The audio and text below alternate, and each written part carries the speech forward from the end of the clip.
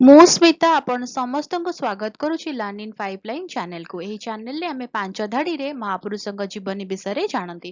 ଯେତେବେଳେ ପାଞ୍ଚ ଧାଡ଼ିରେ ଜାଣନ୍ତି ଅଧିକା ଜାଣିବାକୁ ଇଚ୍ଛା ହୁଏ। ଯଦି ଅଧିକା ଜାଣିବାକୁ ଇଚ୍ଛା ଅଛି କମେଣ୍ଟରେ ଜଣେଇବେ। ଆମେ କ'ଣ କରିବା ନା 10 ଧାଡ଼ି 15 ଧାଡ଼ି ବା ଲମ୍ବା ଏସେ ମହାପୁରୁଷଙ୍କ ବିଷୟରେ ନେଇକି ଆସିବା। ତାହେଲେ ଆଜିର ଭିଡ଼ିଓରେ ଆମେ ଜାଣିବା ଆଉ ଜଣେ ମହାପୁରୁଷଙ୍କ ଜୀବନୀ ମାତ୍ର 5 ଧାଡ଼ିରେ। ଶକ୍ତିଶାଳୀ ରାଜା ଶିବକର ଦ୍ୱିତୀୟ, ଯିଏ ନବମ ଶତାବ୍ଦୀର ପ୍ରାରମ୍ଭରେ ଶାସନ କରୁଥିଲେ, ବୌଦ୍ଧ ଏବଂ ଶୈବ ଧାର୍ମିକ ଅନୁଷ୍ଠାନଗୁଡ଼ିକୁ ସମର୍ଥନ କରିବା ପାଇଁ ଜଣାଶୁଣା।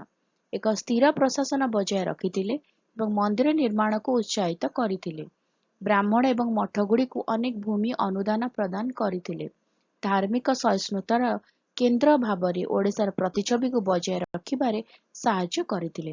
ଭିଡ଼ିଓଟି କେମିତି ଲାଗିଲା ମୋତେ କମେଣ୍ଟ କରିକି ଜଣାଇବ। ଯଦି ଭଲ ଲାଗିଲା ଭିଡ଼ିଓ ଟିକେ ଲାଇକ୍ କରିଦେବ, ଭିଡ଼ିଓ କ'ଣ ସହିତ ସେୟାର କର, ଚ୍ୟାନେଲକୁ ସବସ୍କ୍ରାଇବ କରି ବେଲ୍ ଆଇକନ୍ ପ୍ରେସ୍ କରି ଅଲ୍ ନୋଟିଫିକେସନକୁ ଅନ୍ ରଖିଥାଅ। ତାହେଲେ ରହୁଛି, ଦେଖା ହେବା ଆଗାମୀ ଭିଡ଼ିଓରେ। ନମସ୍କାର।